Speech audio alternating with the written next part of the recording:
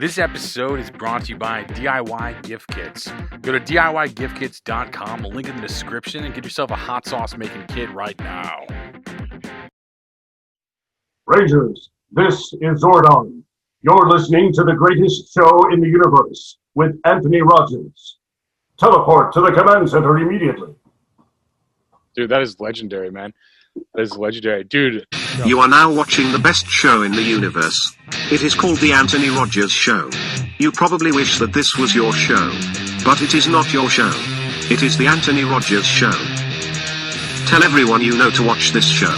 Enjoy. Welcome back to the greatest show in the entire universe. Today we have a huge guest, 90s icon, I'd say. David J. Fielding, how are you doing? I'm good. How are you? Really good, man. It's weird. This may be, you probably heard this a million times, but I used to love that show as a kid, and it's weird talking to you. Well, I'm not as big and blue as I used to be, so I do get that a lot. Yeah, it's crazy. It's like for the listeners or viewers, David was Zordon in Power Rangers, like probably one of the biggest roles that I've seen, at least, which is crazy. Honestly, it's kind of crazy. So you did that. Is this true that you recorded all that in one day? Yeah, my getting the role was kind of odd because it wasn't like any of the other actors on the show. All the other actors had to go through almost a month of auditions. They went through several weeks of doing a physical and performative type audition in order to get the role and to be matched up with other team members. And my character was sort of brought into the process very late into the filming of the pilot that they were doing. So when I got the call to come in for the audition, I assumed that I would just go down to this place and there would be like 1,000 other actors. I would go in, I would read the lines and go home and never hear anything. But when I got down there that night, it was just myself and another gentleman, and they said, "We're going to cast it tonight. We need to know if you're available next week, and that's when we're going to film." And of course, I was like, "Yeah, of course I'm available." And within the course of about an hour after the other gentleman had gone in and I had gone in, they had luckily I was the one that was chosen to play the part, and the rest is history. So yeah. That's crazy. How old were you when you had that role or whatever? 29. 29. Oh, that's young, man. That's crazy. So I was late going out to Hollywood. If most people when they go out to California, they're in their early 20s, 21, 22. I went out there what is considered late. I was 29, 30 when I was out there. So. Where are you from originally? Well, my father was in the Air Force, so I was born in Florida, but we moved all around the country. I lived overseas for a while, lived in Colorado, Washington State, and when my father retired, we settled in Texas, and that's where I reside currently. Okay, that's interesting, man. Like, it's weird talking to you because like you have the same like you're the face of Zordon, so it's like hilarious to me. Like, do you get that all the time? Do you get people like my age being like, "Man, when I was in fucking kindergarten," like or whatever? Do you get that a lot? Well, yeah. If I go to a convention, people recognize me, and I get told that they were scared of me or that they looked up to me, and they wanted to know how I got fit inside the tube every week. And it's just very interesting to be known for something that, on one hand, I felt like I had like such a small contribution to, but for a lot of people, it was just larger than life. And it's very surreal and humbling to be a part of that. Yeah, that's crazy. Do you have any like crazy stories from like fans messing with you or talking to you or anything like that? Not really. I mean, most of the people that come to conventions, they're all very well behaved. It's a very passionate fan base. They have very strong feelings about the franchise, and because the show itself was very positive, they've sort of like adapted that as part of their personality as well. So most of I don't think I've ever had like a bad interaction or a crazy interaction with a fan. I mean, they're just very passionate. They ask me details that I don't remember, and so I have to sort of like look it up later on. But other than that, they're just great. So.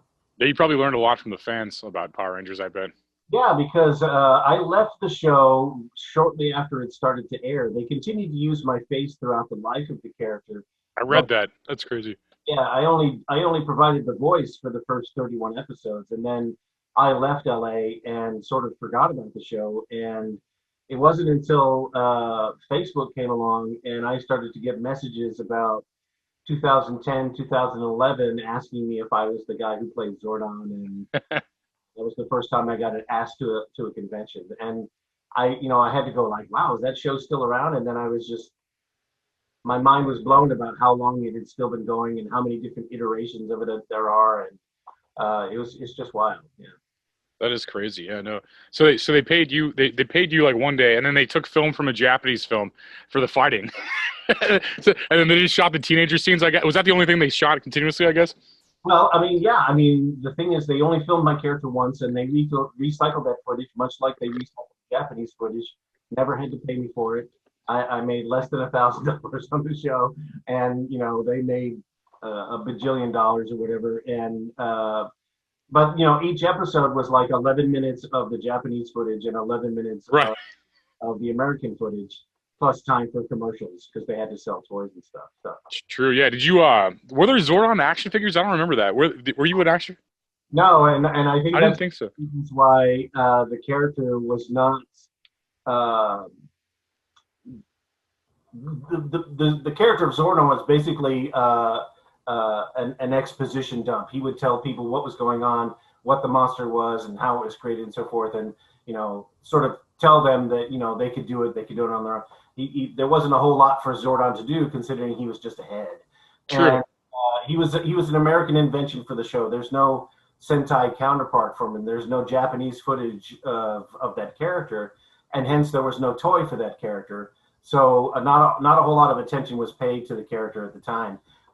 In the later years, over like the last 5 or 6 years, there have been a number of toys that come out that is a Zordon Alpha combination, or Boom Comics has done a really great job about exploring the background of the character, and so there's a lot more interest in him now. So yeah. That's crazy. So that's kind of funny. I talked to one of the guys that was in the Sandlot, and he had the same kind of story you have about yeah, I shot this a while ago, and then like it came back. Like they had the same kind of story like you did. Like that's kind of interesting to think about, like a project you worked on when you're 29, and then and then 10 years later, you're like, oh wait, what? Like that's got to be crazy to think about. Like that's like, I mean, just from my perspective, that's crazy. That's got to be even crazier to experience. I mean. Yeah, I mean, because when we did it, it was just sort of like an acting job, and knowing the audience that it was being made for, it was sort of like a Saturday cartoon kind of thing. And in my experience, Saturday morning cartoons, they lasted a season, maybe 2 seasons, and then were replaced with the next newest thing. And so there was no sort of like indication, at least on my part, that it would have a longer shelf life than that. And there was no social media then, there was no internet really, and the pop culture explosion that hadn't happened yet. So it was just sort of like one of those things where, like, well, this would be an interesting thing to do, and then we'll move on to something else.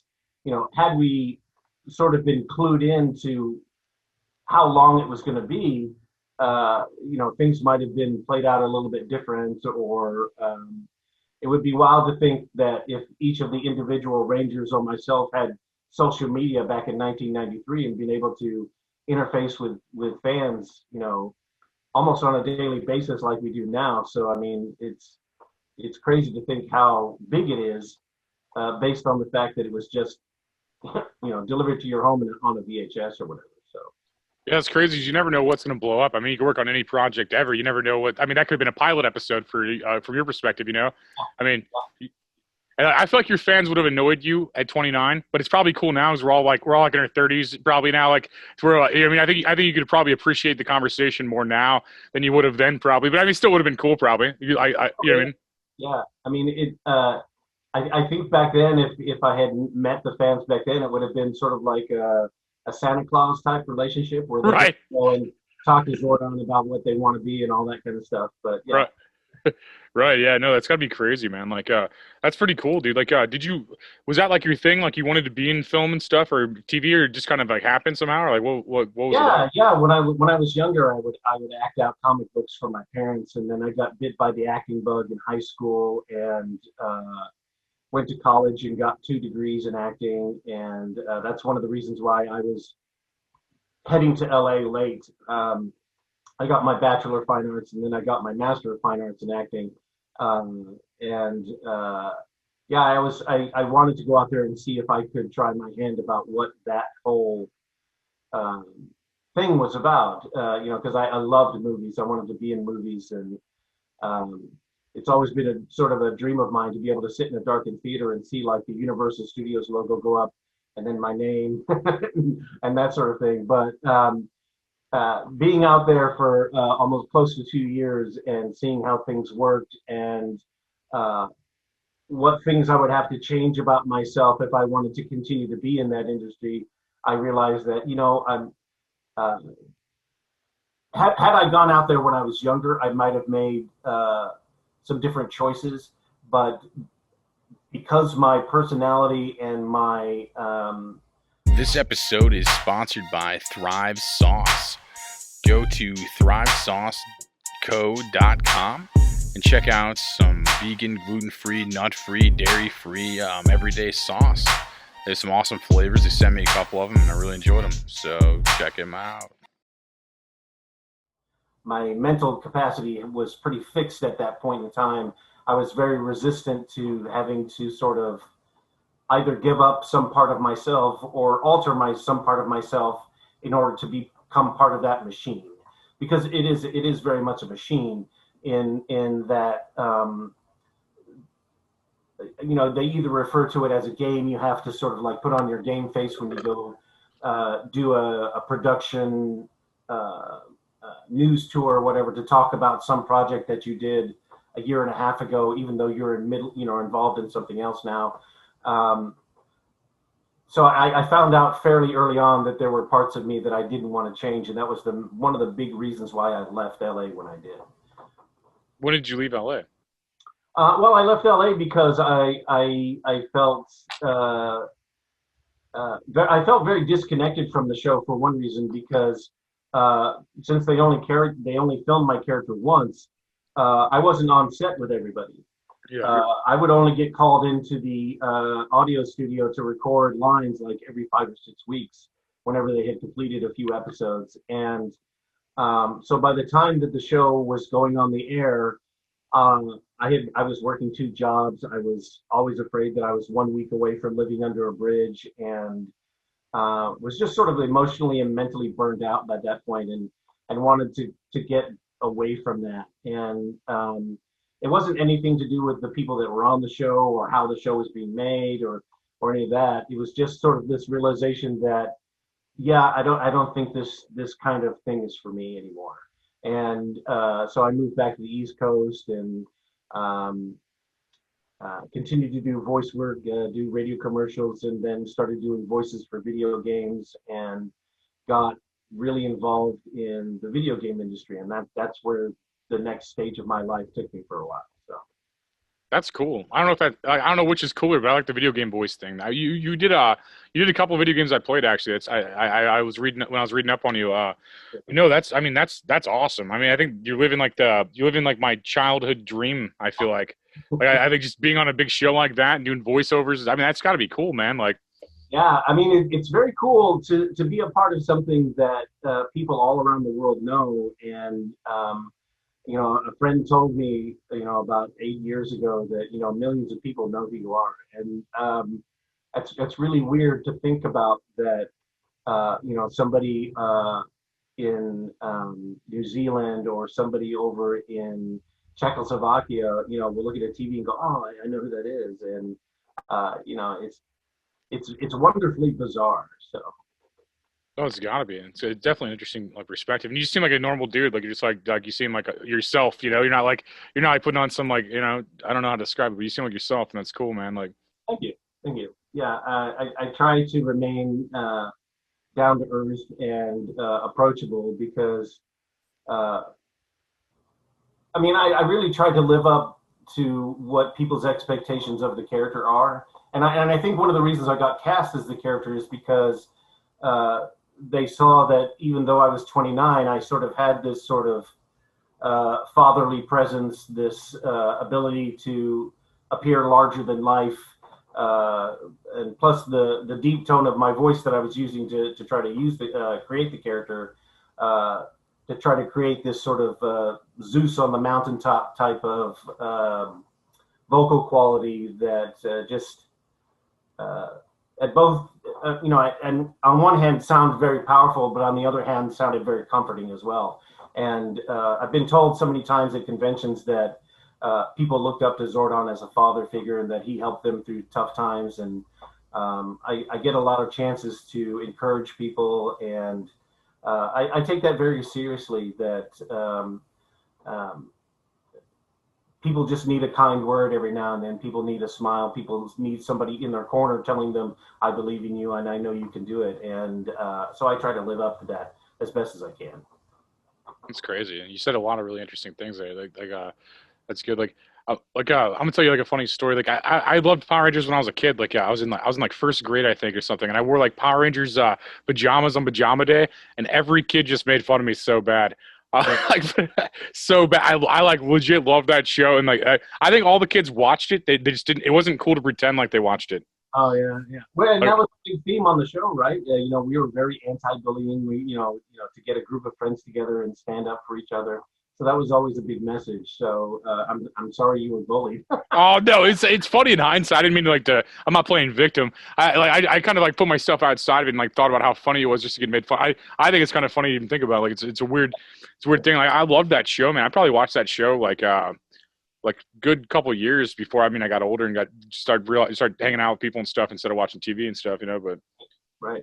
And like when you said people like looked up to like the character and stuff, like I can almost see that because like television almost replaced family in the '90s. Like the structure. Sadly, I don't like saying that, but I think that. Yeah, I mean, well, that was an extension of how I grew up in childhood. I mean, you had both parents who were working. I was a latchkey kid. I would come home and fix myself a snack before somebody showed up to fix dinner and stuff like that. And I think that still happened in the late '80s and the early '90s. And so, yeah, turning on your favorite program and being able to see familiar faces, telling you stories and stuff.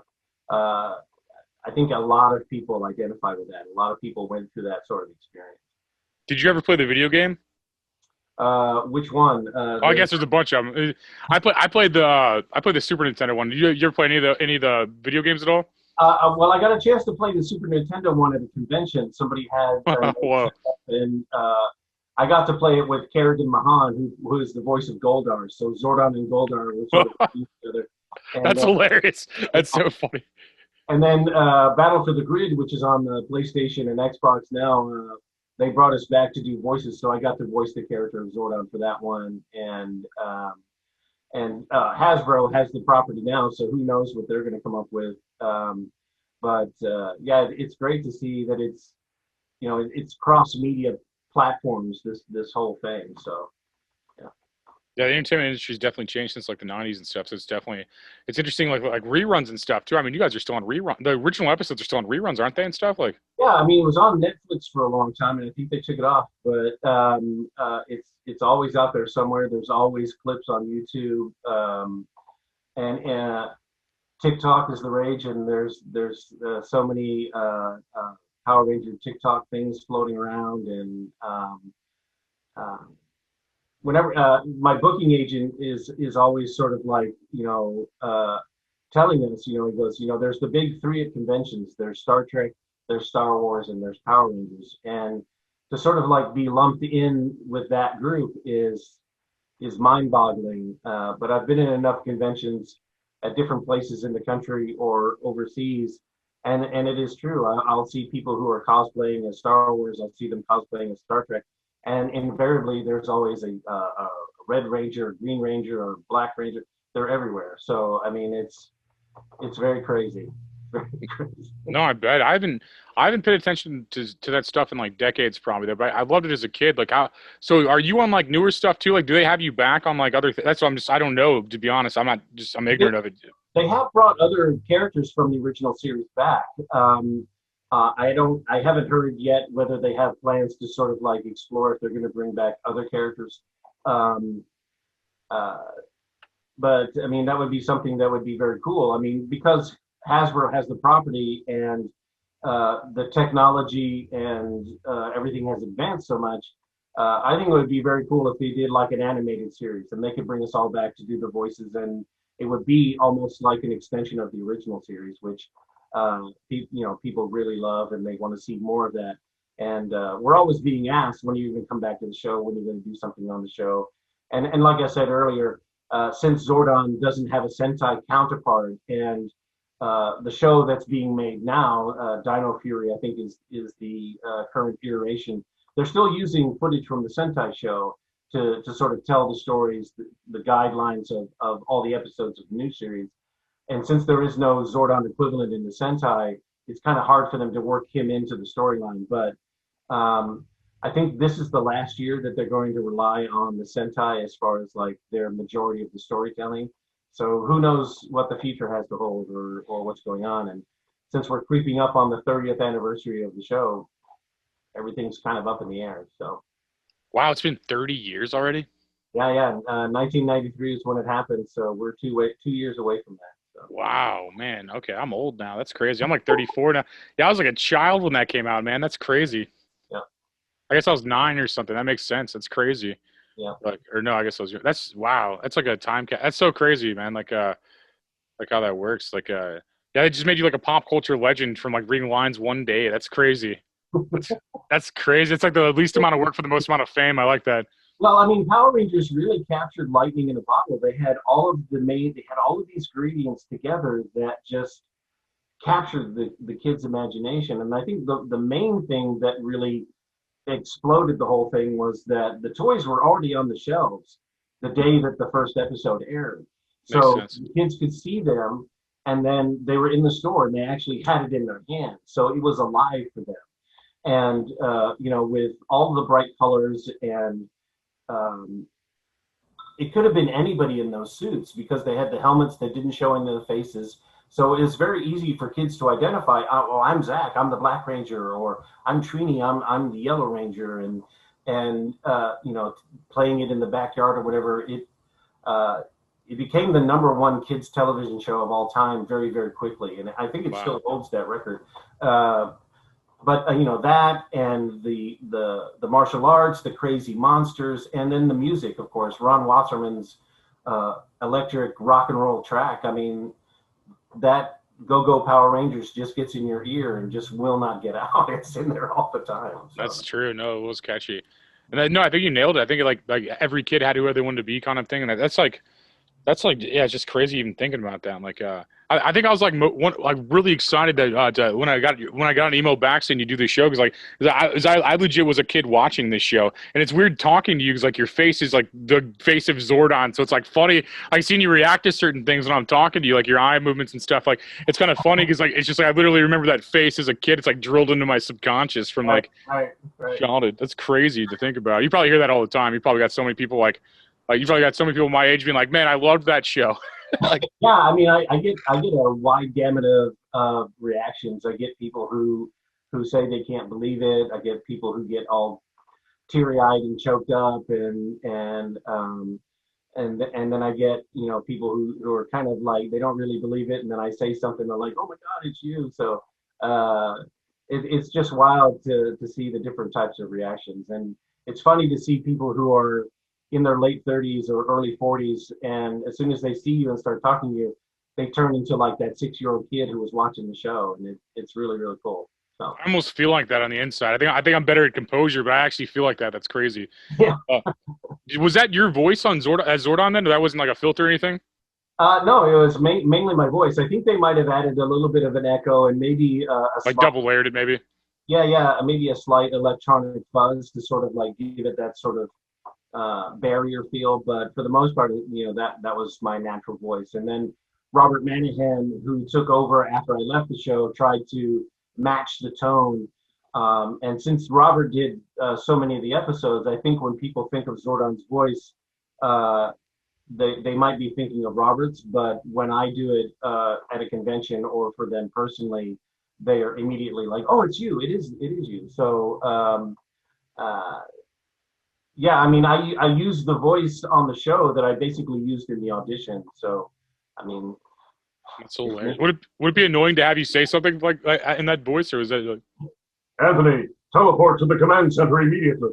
dude? That's crazy. That is crazy. That is wild, man. That's crazy. Like that's wild, dude. Well, do you I feel like I could talk for 9 more hours, but do you want to throw out any social media or anything before we get out of here? Like, any kind of do you want people to follow you on anything Sure. or? I'm a writer and an author these days. I've got my Lincoln Bright novel series. The first one, Glims, is already out. The second one, Gaunts, was announced today, and it's up there on my Twitter. My Twitter handle is at David J Fielding. You can find me on Instagram at DJ Fielding _Zordon. And if you do a search for Zordon on Facebook, my Zordon page will pop up, and that's basically the extent of my social media. So. This episode is sponsored by Koya plant-based protein drinks. Like the rum chata one in the picture, but they have a bunch of awesome flavors like coffee, and just look them up. Drinkkoya.com. Get some drinks right now.